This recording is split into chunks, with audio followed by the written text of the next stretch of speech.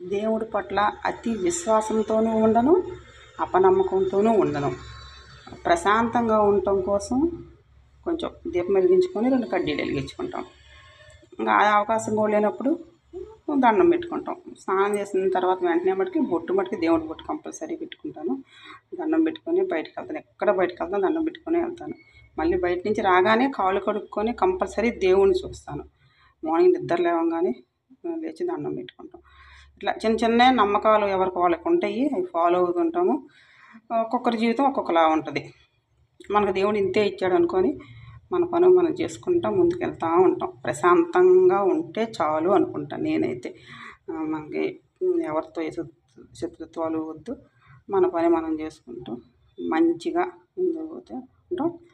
ఇంకా అయితే బాగా దండం పెట్టుకుంటా. నా కోసం నేను ఎప్పుడు ఏమీ కోరుకోను, అసలు ఆ టైం గుర్తు కూడా రాదు.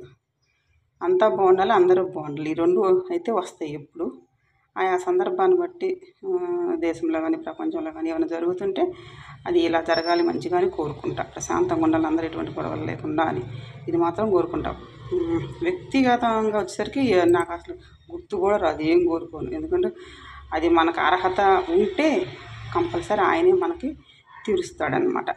సో మన దగ్గర మనకు అర్హత లేకుండా మన పెద్దగా కోరుకుంటే అది ఇంపాసిబుల్. ఆయనే మనకి ఎలా తీరుస్తాడు. జస్ట్ ఒక నమ్మకం అంతే. గుడ్డిగా నేను కాము కూర్చుంటాను నాకు వచ్చేసేయాలి మొత్తం అంటే హౌ ఇట్స్ పాసిబుల్. సో ఊరికే మంచి మార్గంలో వెళ్ళాలి అనే వాటికి కోరుకుంటూ ఉంటాం. అట్లా నేను పూజ చేసుకుంటా ప్రశాంతంగా ఉంటానన్నమాట. బాగా బాగా ఇష్టం. ఉదయాన్నే కొంచెం ఇల్లు శుభ్రం చేసుకొని మంచిగా స్నానం చేసి కొంచెం దీపం పెట్టుకొని ప్రశాంతంగా 2 ఏమైనా స్తోత్రాలు ఏమైనా చదువుకుంటే ఎంత ప్రశాంతంగా ఉంటుందో మనసు ఆ రోజంతా కూడా, చికాకు లేకుండా.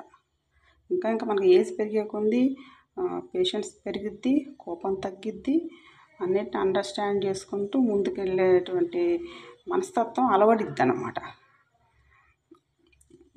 అది మన పరిస్థితులు కావచ్చు, కుటుంబ పరిస్థితులు కావచ్చు, చుట్టూ ఉండే పరిస్థితులు కావచ్చు, దాని మీద కూడా డిపెండ్ అయి ఉంటుంది. అయినప్పటికీ విచక్షణతో సంస్కారంతో ప్రశాంతంగా ముందుకు వెళ్ళటానికి మనం ప్రయత్నిస్తూ వెళ్ళాలి. వాళ్ళు రాసిన రాత మనం అనుభవించాలి, ముందుకెళ్ళాలి. సో మనకు అవకాశం మేర ప్రశాంతంగా ఆ దేవుడితో మంచిగా మన మనసులోని మాట మాట్లాడుకుంటూ ఉంటాం అన్నమాట. ఇది చాలా ఈ జీవితానికి ప్రశాంతంగా ఉంటుంది.